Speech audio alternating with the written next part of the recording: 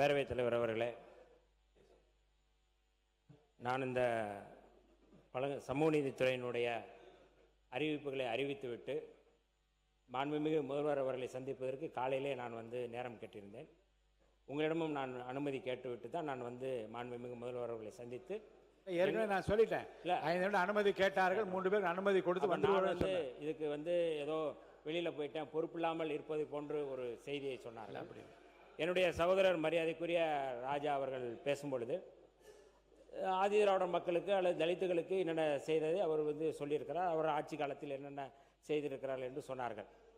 அது நான் அதை மறுக்கவில்லை. நான் அவர் ஏன் அப்படி சொன்னார், என்ன ஆதாரம்னா நான் கேட்கல, அது சொல்லவும் இல்லை.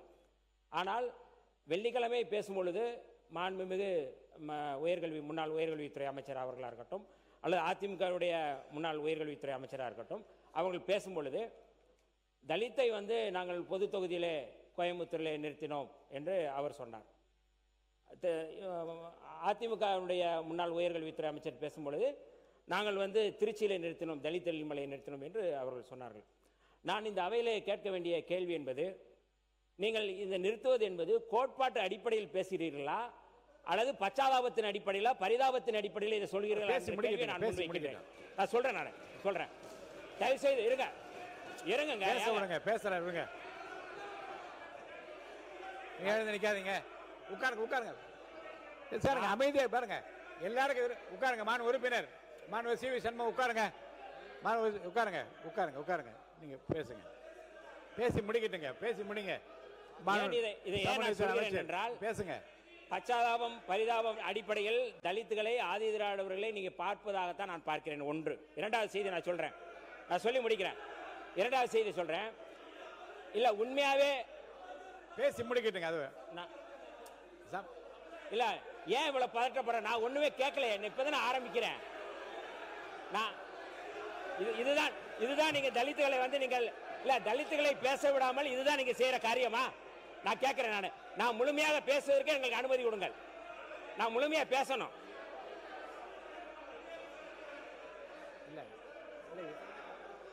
அவர் பேச விடுங்க. மாணவ அமைச்சர், மாணவ சமூக அமைச்சர். இல்ல நான் முடிக்கல. இல்ல என்ன பேசி முடிக்கிட்டு கேளுங்கன்னு சொல்றேன். அவர் பேசி முடிக்க ஆரம்பிக்கிறேன். இல்ல இந்த துறையை சார்ந்த மானிய கோரிக்கை இல்ல மற்ற அமைச்சர் எல்லாம் பேசி இந்த துறையை சார்ந்த அவரு பேசட்டும், என்னன்னு கேளுங்க. நீங்க மறுங்க. முழுமையா பேசி ஆரம்பிக்கவே இல்லை, முடிக்கிட்டோம். நான் உங்களுக்கு பேசுற அனுமதி கண்டிப்பா தரேன். உட்காருங்க. இல்ல நான் இப்பதான் நான் ஆரம்பிக்கிறேன். தயவு செய்து என்னுடைய குரலையும் இந்த அவையில இருக்கணும்னு நான் விரும்புறேன். நான் இதற்கு முன்பு நான் பேசிய பேச்சுக்கள் வேறு. இந்த துறை சார்பாக நான் பதில் சொல்ல வேண்டியது ஒட்டுமொத்த சமூகத்தினுடைய குறைகளை அல்லது கேள்விகளை நான் கேட்க வேண்டிய தேவை இருக்கு. அப்ப இது கோட்பாட்டு அடிப்படையில் இது எடுக்கப்படுகிறது என்றால் நான் கேட்பது, கடந்த முறை 4 சட்டமன்ற உறுப்பினர்கள் விடுதலை சிறுத்தைகள் சார்பாக போட்டியிட்டு வெற்றி பெற்று இதே அவையில் இருந்தோம். உண்மையாவே கோட்பாட்டு அடிப்படையில் செயல்படுகிறீர்கள் என்றால் 2 சட்டமன்ற உறுப்பினர்கள் தான் நாங்கள் இருக்கின்றோம். ஆனால் 2 சட்டமன்ற உறுப்பினர்கள் ஒருவருக்கு அமைச்சரவை கொடுத்து ஆட்சியிலும் பங்கு அதிகாரத்திலும் பங்கு என்பதுதான் கோட்பாடு. ஆனால் 4 சட்டமன்ற உறுப்பினர் இருந்தபோது கூட ஒரு அமைச்சரவை நீக்கவில்லை என்றால் ஆட்சியிலும் பங்கு அதிகாரத்திலும் பங்கு என்கிற கோட்பாடு, நீங்கள் கோட்பாட்டு அடிப்படையில் பேசவில்லை, நீங்கள் பச்சாதாபத்தின் அடிப்படையில் பேசுகிறீர்கள் என்கிற செய்தியை நான் சொல்ல விரும்புகின்றேன். இன்னொரு கூடுதலான செய்தி சொல்றேன். கொஞ்சம் இருங்க, நான் சொல்றேன். கொஞ்சம் இன்னும் முடிக்கலங்க, நான் முடிக்கல. கொஞ்சம் இருங்க, நான் முடிக்கிறேன்.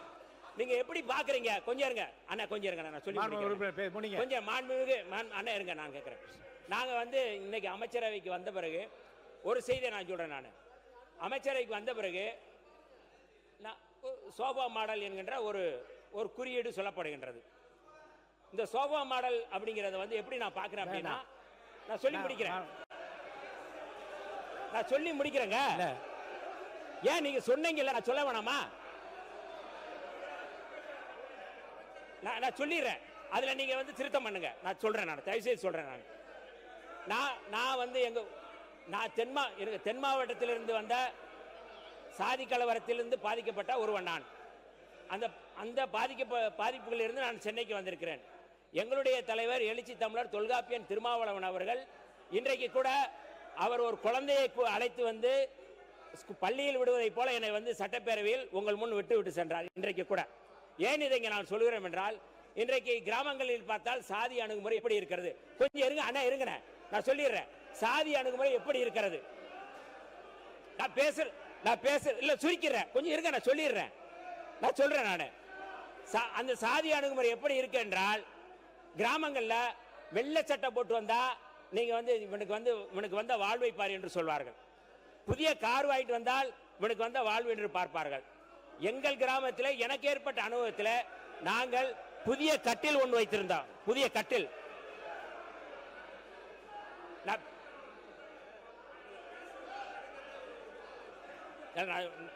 நான் எனக்கு பேசுவதற்கு அனுமதி கொடுக்கணும் சொல்றேன். நான் என்ன சொல்ல வந்தேன், கோட்பாட்டு அடிப்படையில் நான் பேசுறேன். யாரும் நான் தனிப்பட்ட முறையில் பேசல.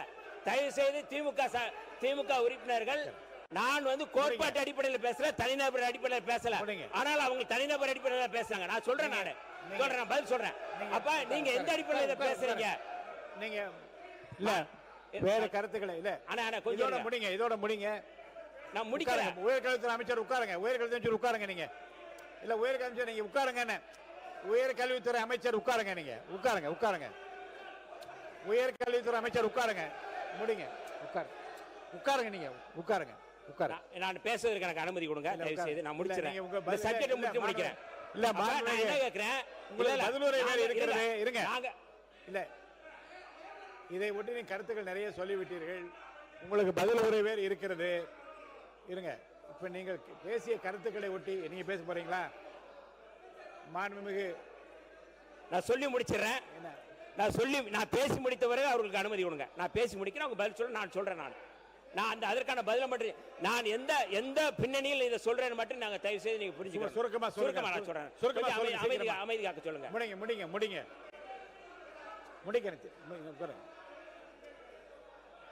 நீங்க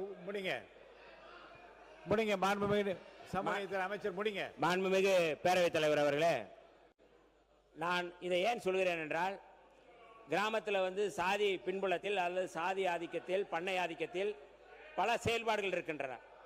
நாங்கள் வந்து புதிய சட்டை போட்டா இவன் என்ன சட்டை போடுறான், இவன் என்ன புதிய சட்டை போடுறான், வெள்ளை சட்டை போடுறான்னு சொல்லுவாங்க.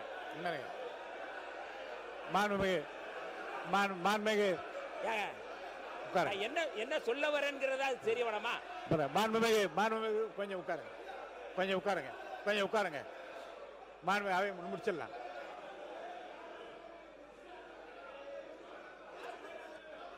நான் பேசிய முடிக்கல. எனக்கு பேசுவதற்கு நீங்க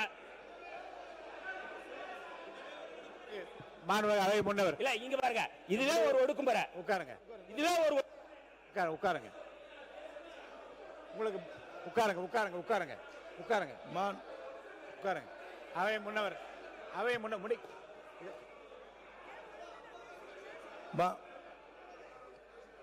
மாண்பு பேரவைத் தலைவர் அவர்களே, அவை முன்னவர் முடிங்க. உட்காருங்க. மாண்பு சமூகத்துறை உட்காருங்க. அவை முன்னவர் எழுந்து உட்காருங்க. மற்றவங்க எல்லாம் உட்காருங்க. மாண்பு சமூக நலத்துறை அமைச்சர் உட்காருங்க. அவை முன்னவர் பேசுறாங்க. உட்காருங்க. மாண்பு பேரவைத் தலைவர் அவர்களே, சபையின் நடவடிக்கை வேறாக போய் கொண்டிருக்கிறது. எல்லோருமே ஆதி திராவிட மக்கள் மீது பற்றும் பாசம் உள்ளவர்கள், அதில் மாற்று கருத்தில்லை. ஆனாலும் நல்லா எல்லாரும் சொல்லிட்டேன். ஆகவேதான் எங்கள் அரசு பொறுப்பேற்றதற்கு பிறகு அவர்களுக்கு கூடுதலாக பல்வேறு பணிகளை ஆற்ற வேண்டும் என்ற ஆர்வத்தோடு தான் நம்முடைய தமிழக வெற்றி கழகத்துடைய தலைவர் தளபதி அவர்கள் விளங்கி கொண்டிருக்கிறார் என்பதை மட்டும் நான் குறிப்பிடுறேன். வாங்க, முடிச்சிருங்க. நீங்க பேசி முடிச்சிருங்க. முடிங்க. நிறைவு கொண்டு வாங்க. இருங்க. பேரவைத் தலைவர் அவர்களே, ஆதி திராவிடர் மற்றும் பழங்குடியின மக்களுக்கு நீங்க என்னென்ன திட்டங்கள் கொண்டு வந்திருக்கீங்க அறிவிப்பு அமைச்சர் சொன்னாரு. எங்களுடைய உறுப்பினர் பேசும்போது எங்களுடைய ஆட்சியில நாங்க என்னென்ன திட்டங்கள் கொண்டு வந்திருக்கிறோம், உங்களுடைய ஆட்சியில் இதெல்லாம் பேர் மாத்தி இருக்கிறீங்க, சில திட்டங்களுக்கு சில திட்டங்களுக்கு இப்போ நிதி ஒதுக்கவில்லை, அதெல்லாம் சரியா செய்யுங்க, ஆணவ படுகொலை நடந்திருக்கு, அதையெல்லாம் புள்ளி விவரத்தோடு அவர் சொன்னார். இதற்கு அமைச்சர் அவர்கள் பதில் சொல்லணும். ஆனால் சிலர் இங்கே தேவையில்லாத பிரச்சனைகளை எழுப்பி உங்க ஆட்சியில் நீங்க இதை செய்யல, சிஏஜியில் இது கம்மியா இருக்கு, இதனையெல்லாம் நீங்க தவறா செஞ்சிட்டீங்க அப்படின்னு பதில் சொல்லும் போது இது தவறான பாதைக்கு இது சென்று கொண்டிருக்கிறது. நான் இந்த அவையில் நான் பதிவு வைக்க வேண்டிய விரும்புவது, 1000 கோடி ரூபாய் செலவில் அயோத்திதாசர் பண்டிதர் குடியிருப்பு திட்டம் கொண்டு வந்தது எங்களுடைய ஆட்சியில், எங்களுடைய திராவிட மாடல் அரசு. 1000 கோடி ரூபாய் மதிப்பீட்டில் தொல்குடி திட்டம், அம்பேத்கர் அயலக உயர்கல்வி திட்டத்தின் மூலம் 36 லட்சம் ரூபாய் வரைக்கும் நிதியுதவி, மகளிரை நில உரிமையாளர் ஆக்கிட நன்னிலம் திட்டம், சைதாப்பேட்டையில் 46 கோடி ரூபாய் மதிப்பீட்டில் MC ராஜா மாணவர் விடுதி, ஆதி திராவிடர் மற்றும் பழங்குடியினர் ஆணையம், இப்படி பல்வேறு திட்டங்களை சொல்லிக் கொண்டே போகலாம். இதே அமைச்சர் அவர்கள் பல்வேறு முறை பாராட்டி இருக்கிறார். இந்த திட்டங்களை எல்லாம் இதே அவையில் அவரே பதிவு வச்சிருக்கிறார்.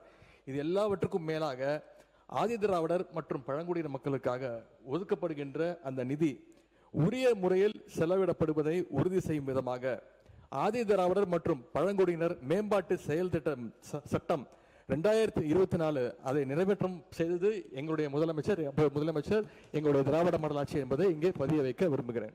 மாணவர் ராஜ் அவர்கள் பேசிட்டாங்க. இதாங்க மாணவர் உறுப்பினர் முன்னாள் அமைச்சர் அன்பழகன் சாரை பேச வச்சாச்சு, ஃபுல்லாக பேசி திரும்ப இந்த கான்ட்ரவர்சி இனிமேல் நான் அனுமதிப்பதாக இல்லை. உட்காருங்க, தயவுசெய்து உட்காருங்க. மாண்புமிகு பேரை உறுப்பினர் கொண்டு சொல்கிறேன். 75 ஆண்டு விடுதலை அடைந்த பிறகு உட்காருங்க.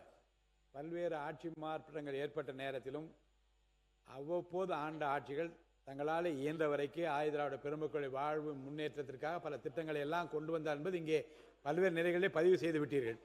இனி இருங்க, அதுதான் சொல்ல வரேன். இல்லை, ஆனால் இப்போது வந்திருக்கிற புதிய ஆட்சியும் அதே சுவற்றை பின்பற்றி, அந்த அடிச்சுவற்றை பின்பற்றி, முன்னாலே என்ன நடந்தது என்பதையெல்லாம் பார்த்து ஆராய்ந்து இன்னும் அதிகமாக இதை மேம்படுத்துகிற வாய்ப்புகளை எல்லாம் உருவாக்குற திட்டங்களை எல்லாம் இங்கே அறிவித்திருக்கிறார்கள். இல்லை, அந்த கோணத்திலே மட்டும் அமைச்சர் பெருமக்கள் கருத்துக்களை சொல்வதுதான் ஏற்புடையதாக இருக்கும் என்று நானும் கருதுகின்றேன். நீங்க நிறைய கருத்துக்கள் சொல்லிவிட்டீர்கள்.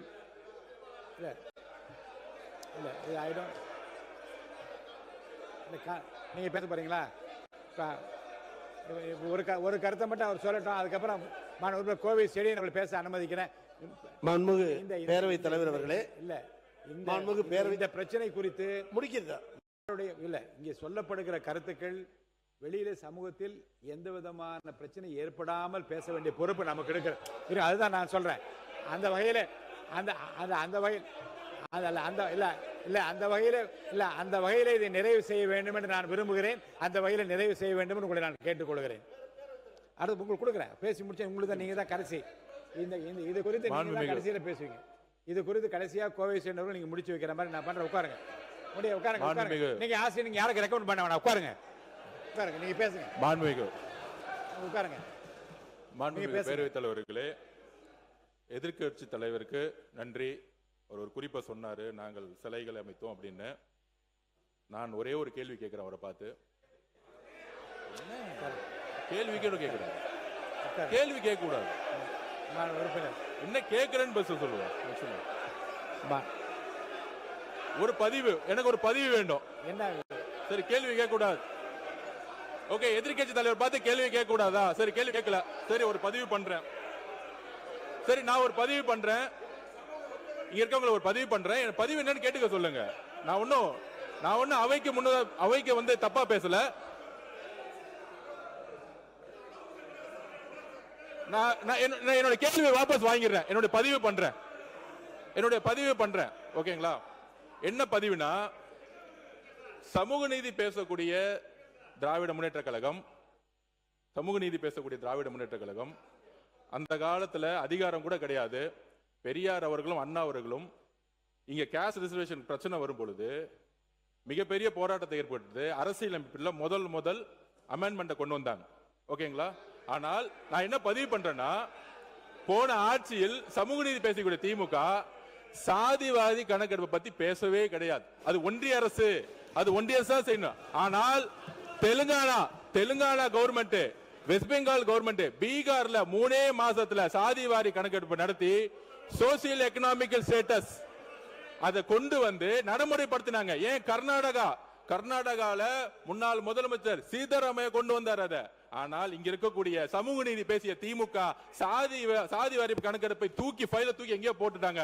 எங்களுடைய முதலமைச்சர், எங்க அரசுதான் சமூக நீதி கணக்கெடுப்பை இன்னைக்கு வந்து டிக்ளேர் பண்ணிக்கிறத பதிவு பண்றோம். ஏன் அவங்க நடத்தலன்னு சொல்லுங்க. ஒன்றிய அரசு, சென்ட்ரல் கவர்மெண்ட், பிஜேபின்னு சொல்லி தப்பிக்க கூடாது. ஏனால் மாநில அரசுக்கு உரிமை இருக்கு. சாதி வாரிய கணக்கெடுப்பு நடத்துறதுக்கு மாநில அரசுக்கு உரிமை இருக்கு.